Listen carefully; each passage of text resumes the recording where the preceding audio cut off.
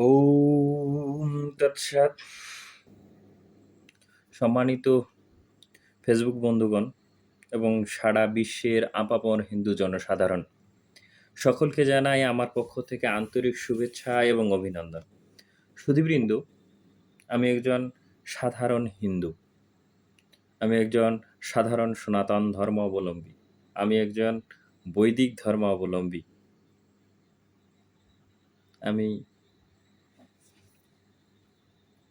আজকে একটি বিশেষ দিন। সুধীবৃন্দ, সকলেই জানেন আজকে ভগবান শ্রীকৃষ্ণের আবির্ভাব তিথি, তথা আপনারা এই দিনটিকে বিশেষভাবে জন্মাষ্টমী বলে জানেন, এবং সারা বিশ্বে এই দিনটিকে জন্মাষ্টমী তিথি হিসেবে পালন করা হয়ে থাকে। একজন সাধারণ হিন্দু হিসেবে, একজন সাধারণ সনাতন ধর্ম অবলম্বী হিসেবে আজ এই দিনটির গুরুত্ব সম্পর্কে কিছু কথা আলোচনা করার জন্য আপনাদের সামনে এসেছি। সুধীবৃন্দ, একজন সাধারণ হিন্দু হিসেবে, একজন সাধারণ সনাতন ধর্ম অবলম্বী হিসেবে আজ এই দিনটি যখনই আসে, প্রতি বছর পর যখনই এই দিনটি আসে, তখনই আমার হৃদয়ে মনে অসংখ্য প্রশ্নের উদয় হয়, অসংখ্য খারাপ লাগার বিষয় মনে উদিত হয়। সুধীবৃন্দ, এই দিনটি আসলে হিন্দু জনসাধারণ কিংবা সনাতন ধর্ম অবলম্বীগণ যা করে থাকেন তা হল, সনাতন ধর্ম অবলম্বীগণ বিভিন্ন মন্দিরে ভগবান শ্রীকৃষ্ণের একটি ছবি সামনে দিয়ে তার বিভিন্ন ধরনের পূজা করে থাকেন। বিভিন্ন আচারে বাদ্যযন্ত্র বাজতে থাকে, অনেক কিছু হইহুল্লোড় হয়। এগুলো করা খারাপ কি মন্দ এইটা আমি বলবো না। আজ আপনাদের সামনে যা বলতে চাই তা হলো, যার জন্মাষ্টমীতে আপনারা এত হইহুল্লোড় করতেছেন, এত বাদ্যযন্ত্র বাজাচ্ছেন, সেই ভগবান শ্রীকৃষ্ণ তার জীবদ্দশায় যে অসংখ্য গুরুত্বপূর্ণ কথা এবং অর্জুনকে উপলক্ষ করে সমগ্র মানবজাতি যাতে একটি সাবলীল জীবনযাপন করতে পারে, মানবজাতি যাতে মানবতার পথ খুঁজে পায়, এর জন্য শ্রীমদ্ ভগবদ্ গীতায় কিছু কথা উপদেশ দিয়ে গেছেন। আপনাকে, আমাকে, সকলকে উদ্দেশ্য করে কিছু উপদেশ দিয়ে গেছেন। ব্যথার জায়গাটা এ জায়গায়, আমরা অন্যান্য ধর্ম অবলম্বীদের হিসাব বাদ দিলাম, আমরা যারা হিন্দু, আমরা যারা সনাতন ধর্ম অবলম্বী, তারাও কিন্তু আজকের এই দিনটাতে ভগবান শ্রীকৃষ্ণ আমাদেরকে কি উপদেশ দিয়েছেন, কিভাবে চলতে বলেছেন, সেই কথাগুলো আলোচনা না করে আমরা হই হুল্লোড় করে, বিভিন্ন ধরনের পূজা পার্বণাদি করে, আনন্দ র্যালি করে দিনটা শেষ করছি। কিন্তু কেহই শ্রীমদ্ ভগবদ্ গীতার ভিতরে কি আছে, কি উপদেশ আছে, এই বিষয়গুলো নিয়ে কেহই আলোচনা করেন না। হিন্দুগণ শত দলে, শত উপদলে, শত বললেও হয়তো আজ কম হয়, হাজার হাজার লক্ষ লক্ষ দল উপদলে বিভক্ত হয়েছেন, যার কারণে হিন্দু শুধু মার খান। হিন্দুদের যদি একটি দল থাকতো, শুধুমাত্র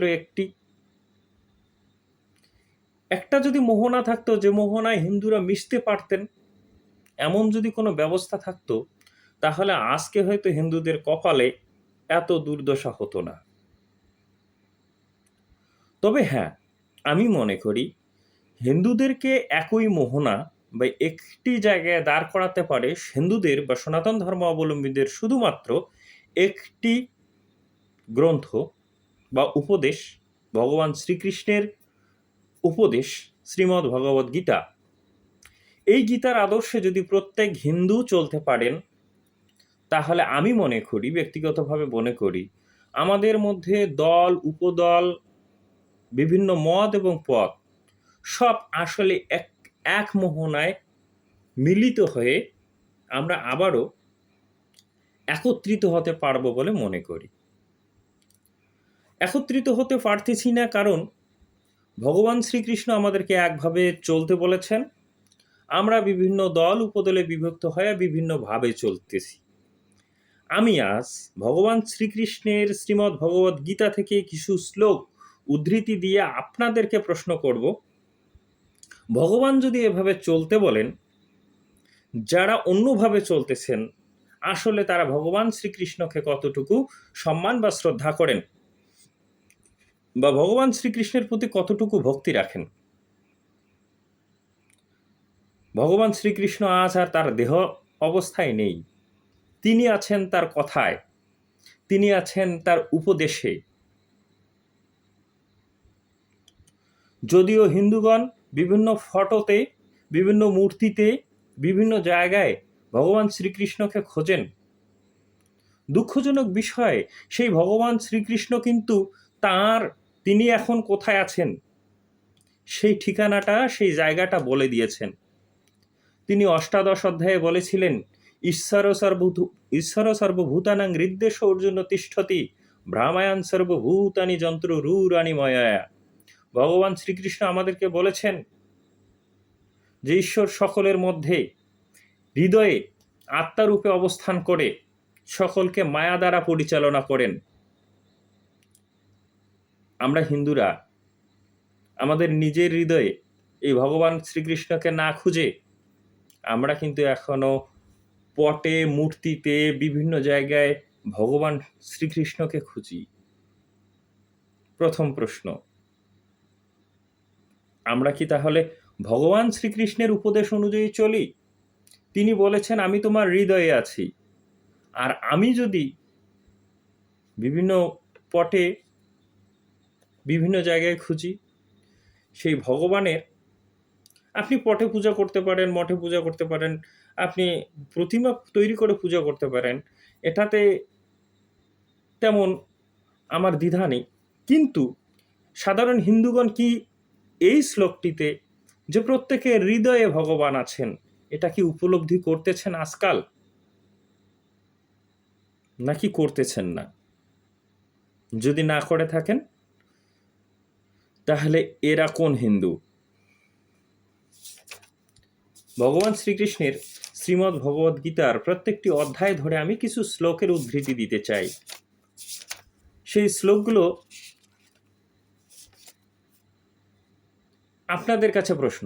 আজকাল সোশ্যাল মিডিয়ায়, আজকাল সামাজিক যোগাযোগ মাধ্যমে বিভিন্ন সময় দেখেছি আমি কিছু কিছু বৈষ্ণব, তারা বলছেন যে আমরা সনাতন ধর্মাবলম্বী নই, তারা বলতেছেন আমরা বৈষ্ণব ধর্মাবলম্বী।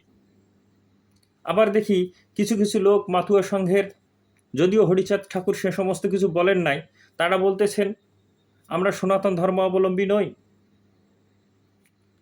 তারা মাতুয়া ধর্ম প্রচার করেন। খুব দুঃখজনক। সনাতন ধর্ম একটি বৃক্ষ হলে সেই বৃক্ষে যেমন অসংখ্য শাখা প্রশাখা থাকে, তেমনি বৈষ্ণব, শাক্ত, শৈব, গণপত্য বা আধুনিকভাবে মাতুয়া ধর্ম, বৈষ্ণব ধর্ম ইত্যাদি এই একটি বৃক্ষের, সনাতন ধর্মের একটি বৃক্ষের বিভিন্ন শাখা প্রশাখা হতে পারে, কিন্তু এই শাখা প্রশাখাগুলো কখনো পূর্ণাঙ্গ বৃক্ষ হতে পারে না। এই সমস্ত শাখা প্রশাখা নিয়ে একটি বৃক্ষ, তা হলো সনাতন ধর্ম। সনাতন ধর্মের ওয়ান অফ দ্য পার্ট হতে পারে মাতুয়া ধর্ম, ওয়ান অফ দ্য পার্ট হতে পারে শৈব ধর্ম, হতে পারে শাক্ত ধর্ম, হতে পারে বৈষ্ণব ধর্ম। আজ হিন্দুগণ ভুলে গেছেন আসলে এই সনাতন ধর্ম কি, এই সম্পর্কে ভগবান শ্রীকৃষ্ণ কি সংজ্ঞা দিয়েছেন সনাতন ধর্ম সম্পর্কে, সেটা সর্বোপরি প্রথমে জানা প্রয়োজন। সেটা জানতে গেলে প্রথম ভগবান শ্রীকৃষ্ণ শ্রীমদ্ ভগবদ্ গীতার 2য় অধ্যায়ে 23-24 নম্বর শ্লোকে কি বলতেছেন একটু যদি জানেন, একটু যদি শুনতেন।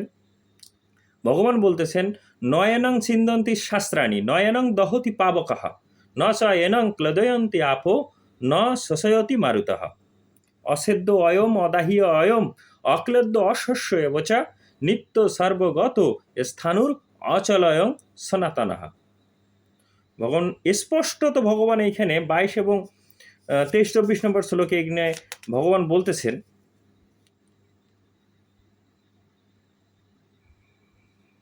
যে মানুষ যেমন জীর্ণ বস্ত্র পরিত্যাগ করিয়া নতুন বস্ত্র পরিধান করে, সেইরূপ আত্মাও জীর্ণ দেহ পরিত্যাগ করিয়া নতুন শরীর ধারণ করে। শস্ত্র সকল উহাকে ছেদন করিতে পারে না, অগ্নি উহাকে দহন করিতে পারে না, জল উহাকে ভিজাইতে পারে না। তারপরে বলতেছেন এই যে অছেদ্য অদাহ্য, এই আত্মা অছেদ্য অদাহ্য অক্লেদ্য অশস্য, তিনি নিত্য সর্বব্যাপী স্থির অচল অবিকার্য অচিন্ত অব্যক্ত এবং ইনি সনাতন। সনাতন কি জিনিসটা? সনাতন বলতে, সনাতন ধর্ম বলতে আপনারা বোঝেন যে যা পূর্বে ছিল, বর্তমানে আছে এবং ভবিষ্যতেও থাকবে। তাহলে সেটা কি? এই যে আপনারা বিভিন্ন আচার আদি পালন করেন, পূজা পার্বণ আদি করেন, বিভিন্ন উৎসব পালন করেন, এগুলো কি সনাতন ধর্ম? এগুলো তো কালের প্রবাহে, সামাজিক পরিবর্তনের প্রবাহেই বিভিন্ন সময় পরিবর্তিত হয়ে যাচ্ছে, পরিবর্তিত হচ্ছে। এগুলো যদি সনাতন ধর্ম হয়, তাহলে তো এই ভগবানের কথা অনুযায়ী সেটা সনাতন ধর্ম হতে পারে না। কারণ যাহা পরিবর্তন হয়, যে কৃষ্টি কালচার, এগুলো যদি পরিবর্তন হয়, এগুলো সনাতন হতেই পারে না। সনাতন কি? যাহা পূর্বে ছিল, বর্তমানে আছে এবং ভবিষ্যতে থাকবে, যা পরিবর্তন হয় না, অছেদ্য অদাহ্য অক্লেদ্য, সেটা কি? সেটা হচ্ছে আত্মা। আত্মা হলো সনাতন। আর এই আত্মাকে জানার যে প্রক্রিয়া বা জানার যে কৌশল, সেটা হচ্ছে সনাতন ধর্ম। আজকে সাধারণ হিন্দুগণ সনাতন ধর্ম বলতে কি বোঝেন, আর ভগবান সনাতন ধর্ম সম্পর্কে কি বলেছেন, আসলে ভগবান যা বলেছেন এই হিন্দুগণ কি সনাতন ধর্ম বলতে তাই বোঝেন, নাকি অন্য কিছু বোঝেন? আবারও বলতে চাই, গীতার প্রত্যেকটি শ্লোক নিয়ে আলোচনা করলে মাস কা মাস, বছর কা বছর কেটে যাবে, কিন্তু এই আলোচনার শেষ হবে কিনা ভগবানই জানেন। তবে আমি সামান্য কিছু, আজকের দিনে সামান্য কিছু এই শ্রীমদ্ ভগবদ্ গীতার কথাই আজকে ভগবান শ্রীকৃষ্ণকে স্মরণ করা, তার পূজা, তাকে শ্রদ্ধা নিবেদন করা, আমি এই শ্লোক, গীতার শ্লোকগুলো পাঠ করার মাধ্যমেই মনে করি আমি ওনাকে যথার্থ উপাসনা বা পূজা করতেছি। আপনারা কিছু আমাদের সমাজে আজকে বেদবাদী আছেন, যারা বেদের কর্মকে যাগযজ্ঞ ইত্যাদি যজ্ঞকুণ্ড সাজিয়ে আগুন জ্বালানোটাকেই শ্রেষ্ঠ মনে করেন। আমি বলবো না যে তারা এটা না করুক, এটাও আমাদের একটা পার্ট, এটাও আমাদের একটা অঙ্গ, এটা আমাদের একটা বৈচিত্র্য। কিন্তু তারা যখন বলেন যে এটা ছাড়া আর কোনো কর্মই নেই, তখন কিন্তু আমাকে অবাক হতে হয়, আশ্চর্যান্বিত হতে হয়। তাদের কর্ম সম্বন্ধে ভগবান শ্রীকৃষ্ণ কি বলেছেন আপনারা দ্বিতীয় অধ্যায়ের যদি দেখেন, 42 নম্বর, 43 নম্বর এবং 44 নম্বর শ্লোকে ভগবান বলতেছেন, জামিমাং পুষ্পিতাং বাচং প্রবোদন্তি অবিপশ্চিতঃ বেদবাদারথা পার্থ নান্যাদস্তি বাদিনঃ কাম আত্মা সুয়ার্গফরা জন্ম কর্ম ফলপ্রদাম ক্রিয়া বিশেষ বহুলাং ভোগৈশ্বর্য গতিং প্রতি ভোগৈশ্বর্য প্রসক্তানাং তয়া অফুরিত চেতসাম ব্যবসায় আত্মিকা বুদ্ধির সমাধৌ ন বিধীয়তে। ভগবান এইখানে বলতেছেন, হে পার্থ, অল্প বুদ্ধি ব্যক্তিগণ বেদের কর্মকাণ্ডের স্বর্গফলাদি প্রকাশক প্রীতিকর বাক্যে অনুরুক্ত। তাহারা বলে বেদোক্ত কাম্য কর্মাত্মক ধর্ম ভিন্ন আর কিছু ধর্ম নাই। তাহাদের চিত্ত কামনা কুলুষিত, স্বর্গই তাদের পরম পুরুষার্থ। তাহারা ভোগৈশ্বর্য লাভের উপায়স্বরূপ বিবিধ ক্রিয়াকলাপের প্রশংসাসূচক আপাতত মনোরম বেদবাক্য বলিয়া থাকে। এই সকল শ্রবণ রমণীয় বাক্য দ্বারা অপরিত চিত্ত ভোগৈশ্বর্যে আসক্ত ব্যক্তিগণের কার্যাকার্য নির্ণয় বুদ্ধি এক বিষয়ে স্থির থাকিতে পারে না। আজকে দেখি কিছু কিছু আমাদের সংগঠন আছে, তারা বেদকেই শ্রেষ্ঠ বলেন, কিন্তু একজন জ্ঞানী ভগবানের চাইতে, শ্রীকৃষ্ণের চাইতে তার কোনো বিজ্ঞ জ্ঞানী ব্যক্তি থাকতে পারেন না। তিনি কিন্তু বেদকে অবজ্ঞা করেননি। এখানে বলেছেন বেদের কর্মকাণ্ডের বিষয়। বেদকে কিন্তু দুই ভাগে ভাগ করা হয়। বেদের একটি কাণ্ড হলো জ্ঞানকাণ্ড, একটি হলো কর্মকাণ্ড। প্রত্যেকটি বেদেরই চারটি ভাগ আছে, চারটি অংশ আছে প্রত্যেকটা বেদের। বেদ মূলত চারটি: ঋক্, সাম, যজুর, অথর্ব। কিন্তু আবার এক একটি বেদের সংহিতা অংশ আছে, প্রত্যেকটা বেদেরই কিছু ব্রাহ্মণ অংশ আছে, প্রত্যেকটা বেদের অন্তর্গত কিছু উপনিষদ আছে, প্রত্যেকটা বেদের অন্তর্গত কিছু আরণ্যক আছে। আরণ্যক এবং উপনিষদগুলো হচ্ছে বেদের জ্ঞানকাণ্ড, আর সংহিতা অংশ এবং ব্রাহ্মণ অংশে যা বলা আছে এগুলো হলো কর্মকাণ্ড।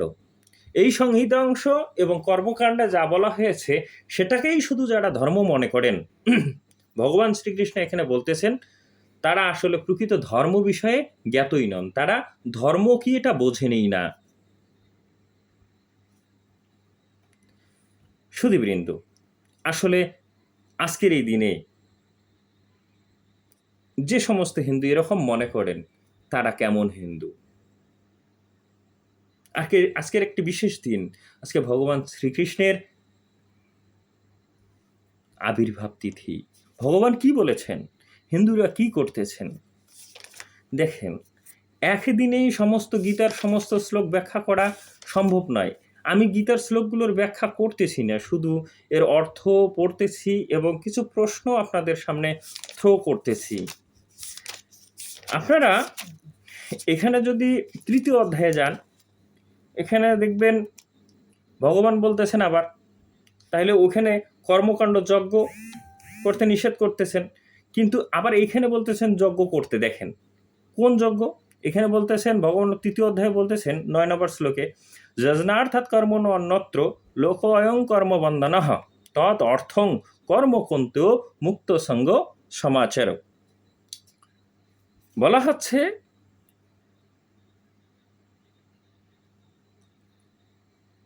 নয় নম্বর শ্লোকে ভগবান বলতেছেন যজনার্থ অর্থাৎ যজ্ঞের জন্য যে কর্ম তদ্ভিন্ন অন্য কর্ম মনুষ্যের বন্ধনের কারণ। হে কন্তেও, তুমি সেই উদ্দেশ্য যজনার্থাৎ অনাসক্ত হইয়া কর্ম কর। যজ্ঞ কি? এইখানে যজ্ঞ সম্বন্ধে বিশেষ অনেক আলোচনা করতে হয়। সাধারণত ব্যক্তিগণ জানেন একটা বেদি তৈরি করে সেখানে বেলপত্র এবং ঘি আহুতি দিয়ে আগুন ধরিয়ে এটাকেই যজ্ঞ মনে করেন, কিন্তু না, আমাদের বিভিন্ন ঋষিগণ বিভিন্নভাবে বিভিন্ন জায়গায় বলেছেন ঈশ্বর প্রীতিয়ার্থাৎ যমৎ কর্ম অথবা লোকহিতার্থে যে কর্ম স যজ্ঞ বা যজ্ঞ। মানুষের মঙ্গলের জন্য যে কর্ম বা ভগবানের প্রীতির জন্য, ভগবানকে সন্তুষ্ট করার জন্য যে কর্ম, তাহা কিন্তু যজ্ঞ। আপনার প্রত্যেকটা কর্মকে ভগবান এখানে বলতেছেন যে আপনার প্রত্যেকটি কর্মকে যজ্ঞে পরিণত করার কথা বলতেছেন। তদ অর্থং কর্মপন্থী ও মুক্ত সঙ্গ সমাচার, তার জন্য অর্থাৎ যজ্ঞের নিমিত্ত কর্ম করো, অর্থাৎ আপনার জীবনের প্রতিটি কাজকেই যজ্ঞে পরিণত করার কথা বলা হয়েছে। কিভাবে করবেন না করবেন শ্রীমদ্ ভগবত গীতায় এ সম্বন্ধে বিশদ ব্যাখ্যা করা হয়েছে। সুধীবৃন্দ, সেগুলো নিয়ে আরেকদিন আলোচনা করা যাবে। আমি আরও কিছু প্রশ্ন আপনাদের সামনে থ্রো করতেছি। এখানে ভগবান বলতেছেন যজ্জত 3য় অধ্যায়ের 21 নম্বর শ্লোকে বলতেছেন যজ্জত আচরত শ্রেষ্ঠ তত্ত্বত আচরত ইতরা জনঃ স যৎ প্রমাণং কুরুতে লোকস্তৎ অনুবর্ততে। অর্থাৎ শ্রেষ্ঠ ব্যক্তিগণ যাহা আচরণ করে অপর সাধারণও তাহা তাহাই করে। তিনি যাহা যাহা প্রামাণ্য বলিয়া বা কর্তব্য বলিয়া গ্রহণ করেন, সাধারণ লোকে তাহাই অনুবর্তন করে। আমরা অনেক সময় মনে করি আমার বাপদাদা যা করে গেছেন আমাকেও তাই করতে হবে, কিন্তু সুধীবৃন্দ না। আমরা যাদের উত্তরসূরি, যে ঋষি মুনি ঋষিদের উত্তরসূরি হিসেবে আমরা আজকে সনাতন ধর্ম অবলম্বী হিসেবে এত যুগ পরেও আজকে যে টিকে আছি, তার কারণ হলো আমাদের পূর্বপুরুষ এই 2-1 জেনারেশন আগে কারা কি করেছে সেটা বড় কথা নয়। প্রাচীনকাল থেকে আমাদের পূর্বপুরুষগণ অর্থশাস্ত্র দিয়েছেন, আমাদের পূর্বপুরুষগণ জ্যোতিষ বিদ্যা দিয়েছেন, আমাদের পূর্বপুরুষগণ অসংখ্য অঙ্কে রাখেছেন, পদার্থবিজ্ঞানে রাখছেন, অসংখ্য চিকিৎসা শাস্ত্রে অবদান রেখেছেন।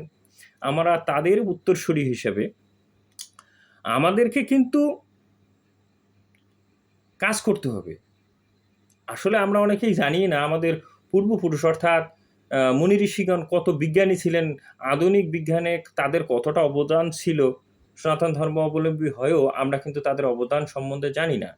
এই শ্রেষ্ঠ ব্যক্তিগণ যেভাবে জীবনযাপন করেছেন, যেভাবে চলেছেন, এই যে ভগবান শ্রীকৃষ্ণ তিনি বলেছেন, এই যে জগতে আমার করণীয় কিছুই নাই, তারপরেও আমি লোক শিক্ষার্থে কর্ম করিয়া চাই।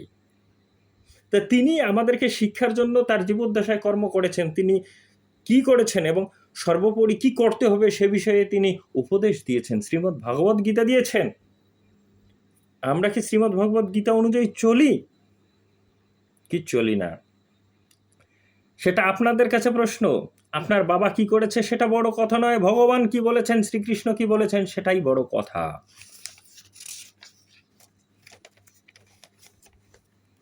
আরও তিনি বলেছেন 35 নম্বর শ্লোকে, শ্রেয়ান স্বধর্ম বিগুণ পরধর্মাৎ সুয়ানুষ্ঠিতাৎ স্বধর্মে নিধনং শ্রেয় পরধর্ম ভয়াবহ।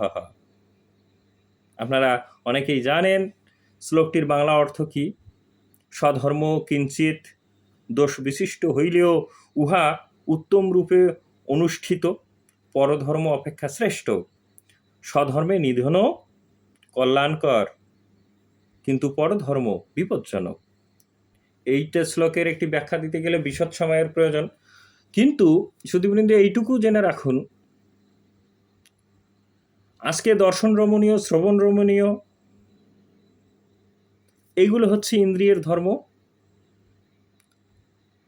আমরা যদি দেখি তাহলে আমাদেরকে আত্মার ধর্ম, আমার ভিতরে যে আমি আছে সে কি রকম, তার ধর্মটা কি সেটা জানা, এই যে আত্মাকে জানা, এইটার ধর্ম পালন করা, আর এটার রিপু ইন্দ্রিয়দের ধর্ম পালন না করা, এটা কিন্তু আমাদেরকে জানতে হবে। সেই সময়ে অবশ্যই এই শ্লোকটা এটাই বোঝায়। এবং আজকে যে সমস্ত অন্যান্য ধর্ম আছে পৃথিবীতে, বলতেছেন নিজ ধর্মে অঙ্গহানি হলেও সেটা কিন্তু ওই আত্মার ধর্ম পালনীয়। আর আমাদেরকে যদি বলা হয় অমুক ধর্ম শ্রেষ্ঠ, আমাদের তাতে কিছুই কিন্তু যায় আসে না। ভগবান শ্রীকৃষ্ণ এই শ্লোকটিতে এমন কথা বলে গেছেন। আবার 4th অধ্যায়ে আজকে তার জন্মাষ্টমী, ভগবান শ্রীকৃষ্ণের জন্মাষ্টমী হিসেবে হিন্দুগণ যে শ্লোকগুলো বেশি আওড়ান, সেই শ্লোকগুলো হলো ভগবান শ্রীকৃষ্ণ যেটা বলেছেন, শ্রী ভগবান উবাচা বহুনি মে ব্যতীতানি জন্মানি তব চার্জুন তানি অহং বেদ সর্বাণি নতুং বেথু পড়ন্তপ। কি বলতেছেন? 5 নম্বর শ্লোকে ভগবান বলতেছেন, হে অর্জুন, আমার এবং তোমার বহু জন্ম অতীত হইয়াছে, আমি সে সকল জানি, হে পড়ন্তপ তুমি জানো না। আবার বলতেছেন, কি বলতেছেন,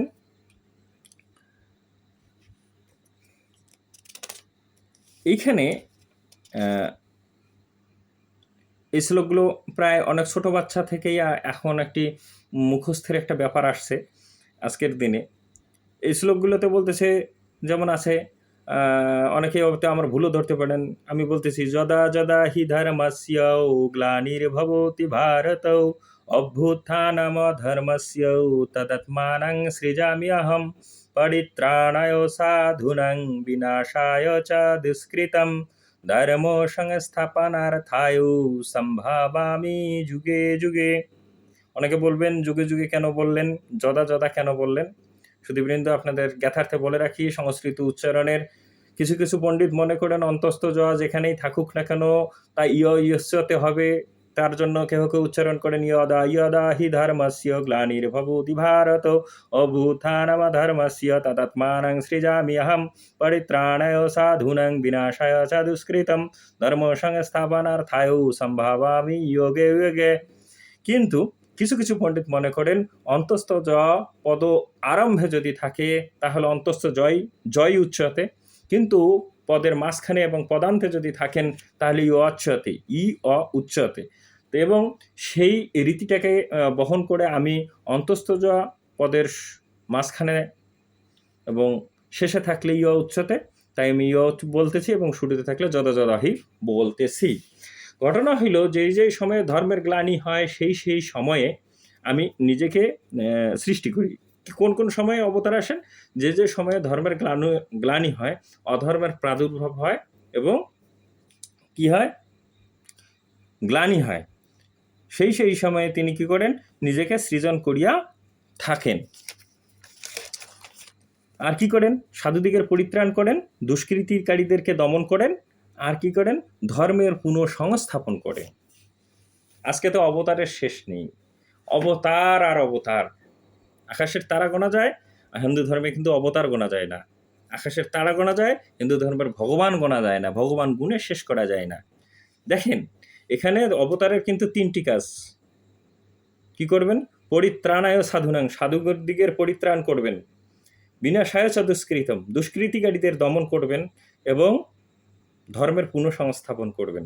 আজকে যাদেরকে ভগবান বলতেছেন, আজকে গৌরাঙ্গ মহাপ্রভু ভগবান, আজকে অনুকূল ঠাকুর ভগবান, নিগমানন্দ ভগবান, বালক ব্রহ্মচারী ভগবান, আরও কত ভগবান। আরে ভগবানের তো শেষ নেই। কিন্তু আপনারা একটু চিন্তা করে দেখুন তো, এই সমস্ত ভগবানগণ পরিত্রাণায় সাধুনাং বিনাশায় চ দুষ্কৃতম এবং ধর্মের পুনঃসংস্থাপন করেছেন কিনা? যদি এনারা এটা করতে না পারেন তাহলে অবশ্যই এনারা কেহই ভগবান নন বা অবতার নন, হতে পারেন। আমি তাদেরকে সম্মান করি, শ্রদ্ধা করি, তারা মহান ব্যক্তিত্ব, তাদের কাছ থেকে আমরা অনেক অনেক উচ্চ স্তরের কথা পেয়েছি, তাদেরকে সম্মান করি। কিন্তু যে অর্থে শ্রীমদ্ ভগবদ্গীতায় অবতার বোঝানো হয়েছে সে অর্থে এনারা ভগবান নন, সে অর্থে এনারা অবতার নন। আচ্ছা, যাই হোক, আর একটি শ্লোক এখানে বলা হয়েছে, জন্ম কর্ম চ মে দিব্যম এবং যোগেতি তত্ত্বতঃ ত্যক্ত্বা দেহং পুনর্জন্ম নয়েতি মামেতি সার্জুন। সুধীবৃন্দ, এই যে শ্রীমদ্ ভগবদ্গীতার ৪র্থ অধ্যায়ে আরও কিছু কথা বলা আছে যে আমার এই দিব্য জন্ম কর্ম যিনি জানেন, তত্ত্ব তো জানেন, তার আর পুনর্জন্ম হয় না। খুব শেষ করব, বেশি অনেক দূর হয়ে গেছে ভিডিওটা। আসলে ভগবানের দিব্য জন্মকর্ম যিনি তত্ত্বত জানেন তার আর পুনর্জন্ম হয় না। আজকের দিনটাতে আপনারা শ্রীকৃষ্ণ বাল্যে কি লীলা করেছিল, যৌবনে কি করেছিল, কিভাবে কুরুক্ষেত্রের মহাযুদ্ধ বাদিয়ে দিয়েছিলেন, অর্জুনকে কিভাবে সাহায্য করেছিলেন, এইগুলো নিয়ে আপনারা আজকে বিশদ আলোচনা করেন। ভগবানের জন্মকর্ম, এগুলোই কি ভগবানের জন্মকর্ম? এইখানে বলা আছে যিনি আমার এই জন্মকর্ম ভালোভাবে জানেন, দিব্যত জানেন, দিব্য জন্মকর্ম জানেন, তত্ত্ব তো জানেন, তার আর পুনর্জন্ম হয় না। এই প্রশ্নেই শেষ করব, ভিডিওটা অনেক দূর গেছে। যে আজকে কোন হিন্দু আছেন? আজকে তো সব হিন্দুই জানেন শ্রীকৃষ্ণের জন্ম কোথায় হয়েছে, কংসের কারাগারে, কিভাবে তিনি বাল্যলীলা করলেন, যৌবনে কি করলেন, তারপরে কি করলেন, সাম্রাজ্য প্রতিষ্ঠা করেছেন, কি কি করেছেন, সবই জানেন। কোন হিন্দু আছেন বুকে দিয়ে হাত দিয়ে বলুন তো যে আমার আর পুনর্জন্ম হবে না? বলতে পারবেন? পারবেন না। কারণ এই জানাটা তত্ত্ব তো জানা নয়। ভগবানের তত্ত্ব তো জন্ম কি? আজকে এখনো যদি হিন্দুদের এই দুর্দশা অবস্থায় এখনো যদি মনে করেন কেহ একজন আকাশ থেকে এসে আপনাদেরকে বাঁচাবে, আপনাদেরকে উদ্ধার করবে, এটা হতে পারে না। আপনার মধ্যে ভগবান আবির্ভূত হতে পারেন, আপনার আমার যে কারো মধ্যে ভগবান আবির্ভূত হতে পারেন। এই শ্লোকটিতে কিন্তু এমন কথা বলা হয়েছে, সম্ভবামি আত্মময়ায়া, হুম? সম্ভব আপনার মধ্যে, আমার মধ্যে, যে কারো মধ্যে যখন ধর্মের গ্লানি হয়েছে, ক্ষুদিরাম এসেছিল, অনেকেই এসেছিল, মাস্টারদা সূর্য সেন এসেছিল, মঙ্গল পাণ্ডে এসেছিল ধর্ম রক্ষার ক্ষেত্রে, অনেকেই এসেছিল। আজ কিন্তু আর কেউ আসতেছে না। কারণ হিন্দু ভুলে গেছে, হিন্দু এখনো ঘরের কোনায় বসে থেকেই ভাবতেছেন যে আকাশ থেকে কেউ আসবেন। নো। এই যে প্রকৃত ধর্ম, সনাতন ধর্ম, এটা প্রতিষ্ঠিত করার জন্য আপনার জ্ঞানের উপর ভর করেই হোক, আপনার শক্তির উপর ভর করেই হোক, ভগবান কিন্তু আবির্ভূত হবেন। আপনারা জানেন দিব্য জন্মকর্ম কি? বোঝেন, বোঝার চেষ্টা করেন। আধা ঘন্টা হয়ে গেছে।